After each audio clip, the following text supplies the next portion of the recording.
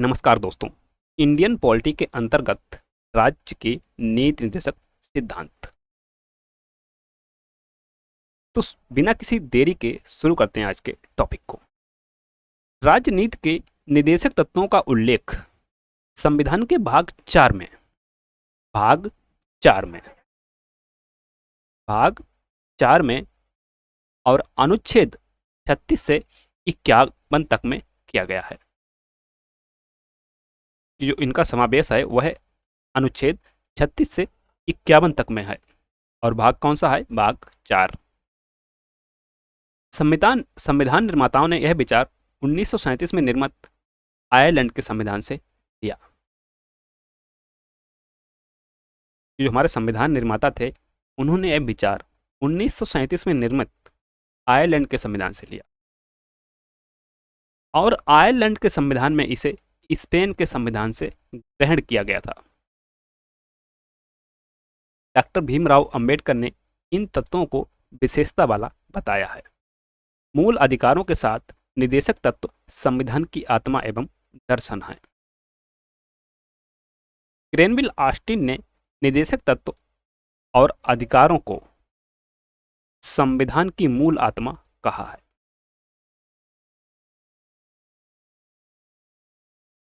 Granville Austin जो संविधान के बहुत बड़े जानकार, इन्होंने निर्देशक तत्व और अधिकारों को संविधान की मूल आत्मा कहा है। निर्देशक तत्वों की विशेषताएं। राज्य की नीति के निर्देशक तत्व नामक इस युक्ति से स्पष्ट होता है कि नीतियों एवं कानूनों को प्रभावी बनाते समय राज्य इन तत्वों को ध्यान में रखेगा।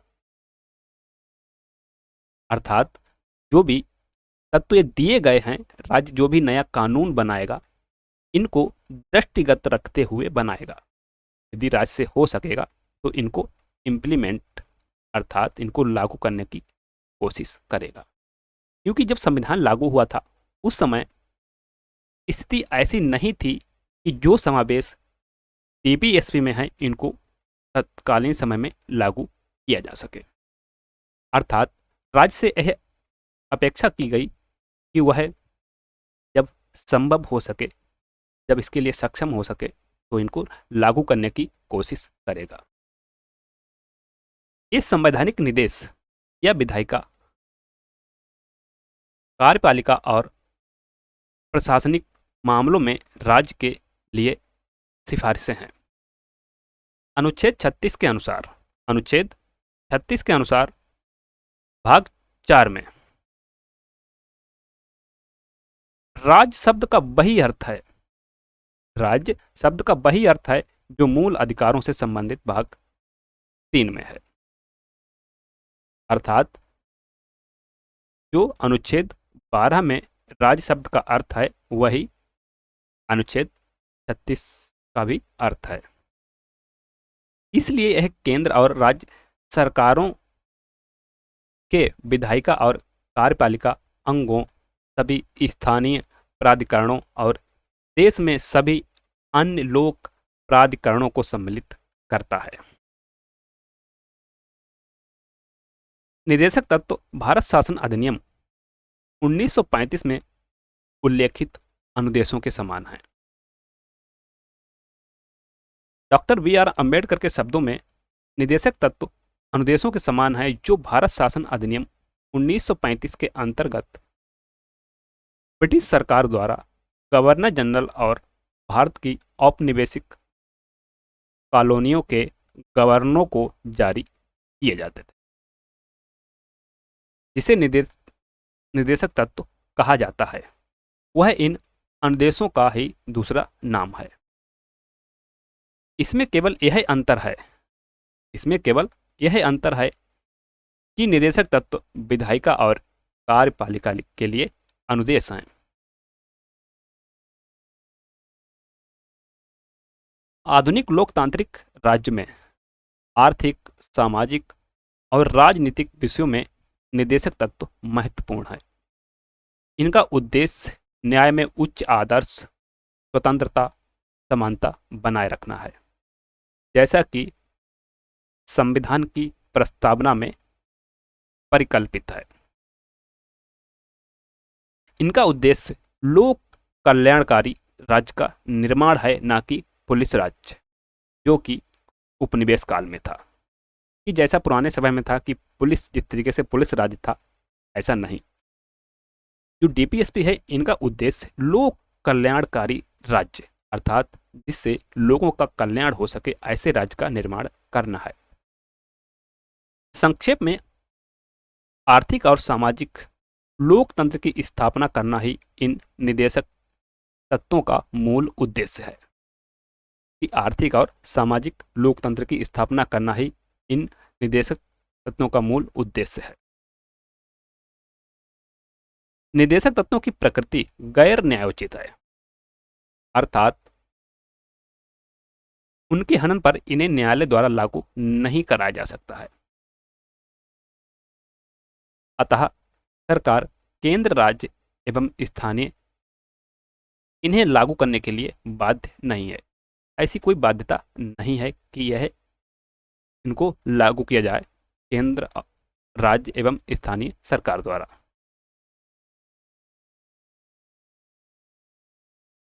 संविधान के अनुच्छेद 37 में कहा गया है, निदेशक तत्व देश के शासन में मूलभूत हैं और विधि बनाने में इन तत्वों को लागू करना राज्य का कर्तव्य होगा।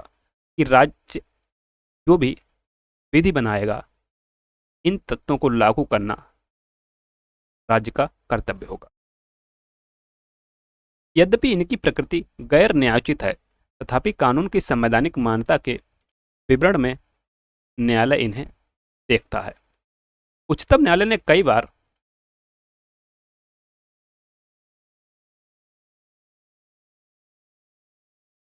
व्यवस्था है कि किसी विधि की संवैधानिकता का निर्धारण करते समय यदि न्यायालय यह पाए कि प्रश्नगत विधि निदेशक तत्व को प्रभावी करना चाहती है, तो न्यायालय ऐसे विधि को अनुच्छेद 14 या 19 के संबंध में तर्कसंगत मानते हुए असंवैधानिकता से बचा सकता है।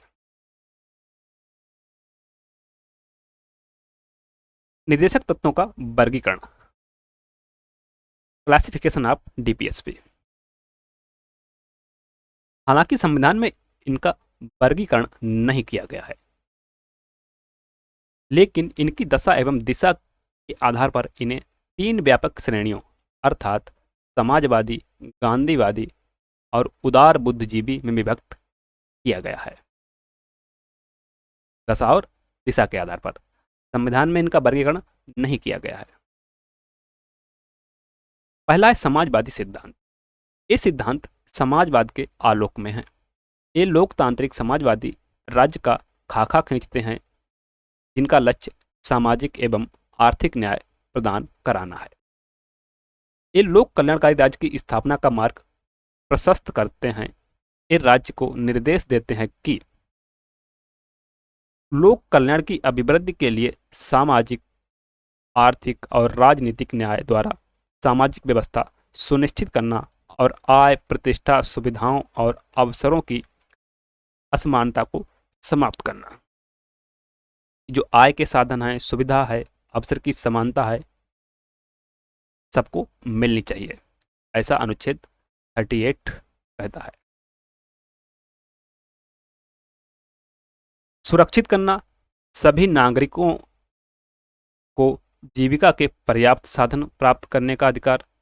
जो भारत के सभी नागरिक हैं, जीविका के पर्याप्त साधन करने का अधिकार।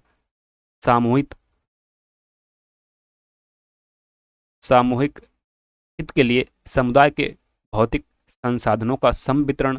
कि जो हमारे भौतिक संसाधन हैं, किसी एक जगह उनका केंद्रीकरण नहीं होना चाहिए। सबके लिए, प्रत्येक व्यक्ति के लिए उनका समान वितरण होना चाहिए। धन और उत्पादन को जो साधन है, उनका संकेंद्रण रोकना। पुरुष और स्त्रियों को समान कार्य के लिए समान वेतन होना चाहिए। कि ये नहीं पुरुष को ज़्यादा वेतन मिल रहा है, स्त्री को कम मिल रहा है, ऐसा नहीं होना चाहिए। कर्मकारों के स्वास्थ्य और शक्ति तथा बालकों को अवस्था के दुरुपयोग से संरक्षण, जो कर्मकारों का स्वास्थ्य है, शक्ति है, और जो बालकों की अवस्था है उसका दुरुपयोग नहीं होना चाहिए। बालकों को स्वास्थ्य विकास के अवसर मिलना चाहिए। अनुच्छेद 39, समान न्याय एवं गरीबों को निःशुल्क विधिक सहायता उपलब्ध कराना, कि जो गरीब हैं पैसा भुगतान नहीं कर सकते हैं, उनके लिए राज्य का यह कर्तव्य होगा कि उनके लिए निःशुल्क विधिक सहायता का प्रावधान करे। अनुच्छेद 39 का में ऐसा कहा गया है। काम पाने का, शिक्षा पाने का और बेगारी, बुढ़ापा, बीमारी, निशक्तता की दशा में लोक सहायता पाने का अधिकार को संरक्षित करता है। अनुच्छेद 41, काम की न्याय संगत और मानवोचित दशाओं का तथा प्रसूति सहायता का उपबंध करना। अनुच्छेद 42, की जो प्रसूति सहायता है वह मिलनी चाहिए महिलाओं को। अनुच्छेद 42 ऐसा उपबंध करता है। सभी कर्मकारों के लिए निर्वाह मजदूरी, कि उनकी जो मजदूरी है वह ऐसी होनी चाहिए जिससे उनका जीवन चल सके। शिष्ट जीवन स्तर तथा सामाजिक और सांस्कृतिक अवसर। अनुच्छेद 43, उद्योगों के प्रबंध में कर्मकारों के भाग लेने के लिए कदम उठाना। अनुच्छेद 43 का ऐसा उपबंध करता है। पोषाहार स्तर और जीवन स्तर को ऊंचा करना तथा लोक स्वास्थ्य का सुधार करना। अनुच्छेद 47, अगला है गांधीवादी सिद्धांत। ये सिद्धांत गांधीवादी विचारधारा पर आधारित हैं।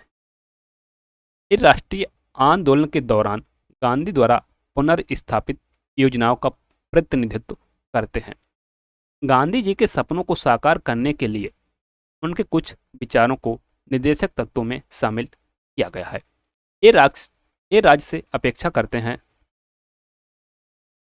ग्राम पंचायतों का गठन और उन्हें आवश्यक शक्तियां प्रदान कर स्व सरकार की इकाई के रूप में कार्य करने की शक्ति प्रदान करना। अब ये जो दिया गया है अनुच्छेद 40, इसका इम्प्लीमेंट हो चुका है। आप देखते हैं इसके लिए अनुसूची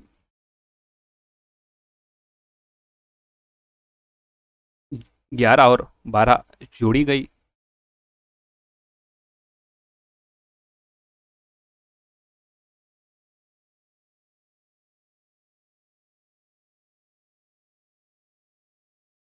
ग्रामीण क्षेत्रों में कुटीर उद्योगों, व्यक्तिगत या सहकारी के आधार पर कुटीर उद्योगों को प्रोत्साहन जो वर्तमान में सरकार दे रही है। सहकारी समितियों के स्वैच्छिक गठन, जो सहकारी समितियां हैं उनका स्वैच्छिक गठन, स्वायत्त संचालन, लोकतांत्रिक निमंत्रण तथा व्यावसायिक प्रबंधन को बढ़ावा देना। अनुच्छेद 43 भी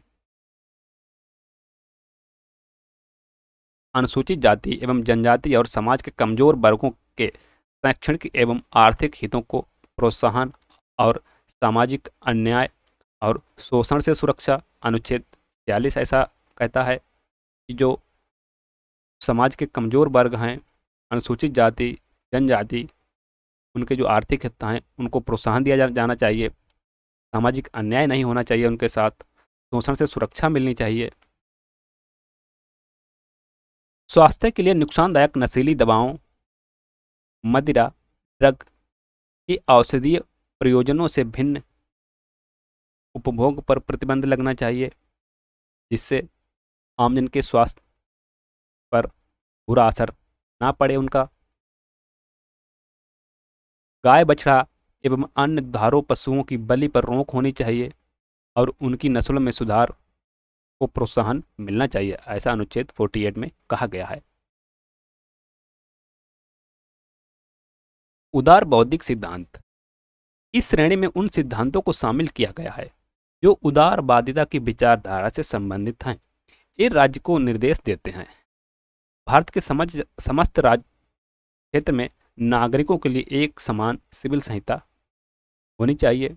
अभी हाल ही फिलहाल में उत्तराखंड समान सिविल संहिता लागू करने वाला पहला राज्य बन गया है। इससे पहले एक राज्य है गोवा, जहां पर पहले से ही समान सिविल संहिता लागू है और इसके लिए पूरे भारत में इसे लागू करने के लिए कदम उठाए जा रहे हैं, ऐसा अनुच्छेद 44 में कहा गया है। सभी बालकों को 14 वर्ष की आयु पूरी करने तक निःशुल्क और अनिवार्य शिक्षा देना, अनुच्छेद 45। कृषि और पशुपालन को आधुनिक और वैज्ञानिक प्रणालियों से करना, कि जो कृषि है, पशुपालन है, उसको आधुनिक और वैज्ञानिक तरीके से करना, अनुच्छेद 48। पर्यावरण का संरक्षण और संवर्धन और वन तथा वन्य जीवों की रक्षा करना राज्य का कर्तव्य होगा। सॉरी, यह नीति निर्देशक तत्व है अनुच्छेद 48A में।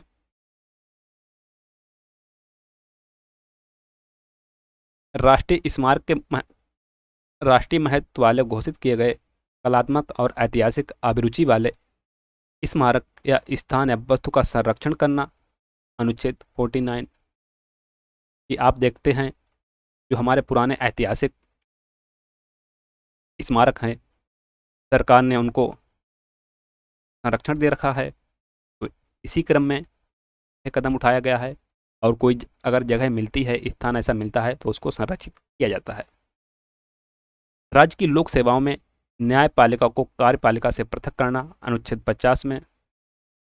अंतर्राष्ट्रीय शांति और सुरक्षा की अभिवृद्धि करना, जो हमारे अंतर्राष्ट्रीय संबंध हैं में शांति बनी रहे, सुरक्षा की अभिवृद्धि करना, राज्यों के बीच न्यायपूर्ण और सम्मानपूर्ण संबंधों को बनाए रखना, अंतर्राष्ट्रीय विधि और संधि बाध्यताओं के प्रति आदर बढ़ाना और अंतर्राष्ट्रीय विवादों को मध्यस्थ द्वारा निपटाने के लिए प्रोत्साहन देना, अनुच्छेद 51 ऐसा उल्लेख करता है। नए निदेशक तत्व 42वें संविधान संशोधन 1976 में निदेशक तत्व की मूल सूची में 4 तत्व और जोड़े गए। इनको भी राज्य से अपेक्षा रहती है। पहला क्या है? बच्चों के स्वस्थ विकास के लिए अवसरों को सुरक्षित करना, अनुच्छेद 39। समान न्याय को बढ़ावा देने के लिए और गरीबों को मुफ्त कानूनी सहायता प्रदान करने के लिए, अनुच्छेद 39 ये जोड़ा गया। उद्योगों के प्रबंध में श्रमिकों की भागीदारी को सुरक्षित करने के लिए कदम उठाने के लिए, अनुच्छेद 43 का जोड़ा गया। रक्षा और पर्यावरण को बेहतर बनाने और जंगलों और वन्य जीवों की रक्षा करने के लिए, अनुच्छेद 48 का जोड़ा गया। 44वां संविधान संशोधन 1978 में एक और निदेशक तत्व को जोड़ता है, जो राज्य से अपेक्षा करता है कि वह आय, प्रतिष्ठा एवं सुविधाओं के अवसरों में असमानता को समाप्त करें। कि जो आय है, प्रतिष्ठा है, सुविधा के अवसर है, उसमें जो असमानता है उनको समाप्त करें, अनुच्छेद 38। 86वें संविधान संशोधन अधिनियम 2002 में अनुच्छेद 45 की जो विषय वस्तु है उसको बदल दिया गया और प्राथमिक शिक्षा को अनुच्छेद 21 का के तहत मूल अधिकार बनाया गया। कि जो अभी इसमें 14 वर्ष तक था, इसको 3 से 6 वर्ष तक के बच्चों को माता पिता का कर्तव्य होगा कि उनके शिक्षा का प्रबंध करें।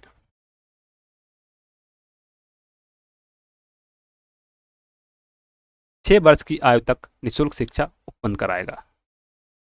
जो बचपन की देखभाल है, सभी बच्चों को 6 वर्ष की आयु तक निःशुल्क शिक्षा उपलब्ध कराएगा। अब आप देखते होंगे कि जो आंगनबाड़ी केंद्र चल रहे हैं, वहाँ पर 3 से 6 वर्ष तक के बच्चों के लिए निःशुल्क शिक्षा का बंद किया गया है और वहीं प्राइमरी से जूनियर तक 6 से 14 वर्ष तक के बच्चों को निःशुल्क शिक्षा दी जा रही है। सहकारी समितियों के संबंधित एक नया 97वें संविधान संशोधन अधिनियम 2011 द्वारा सहकारी समितियों के संबंधित एक नया नीति निर्देशक सिद्धांत जोड़ा गया। इसके अंतर्गत राज्यों से यह अपेक्षा की गई कि वे सहकारी समितियों के स्वैच्छिक गठन, स्वायत्त संचालन, लोकतांत्रिक नियंत्रण तथा व्यावसायिक प्रबंधन को बढ़ावा देता है। अनुच्छेद 43 बी।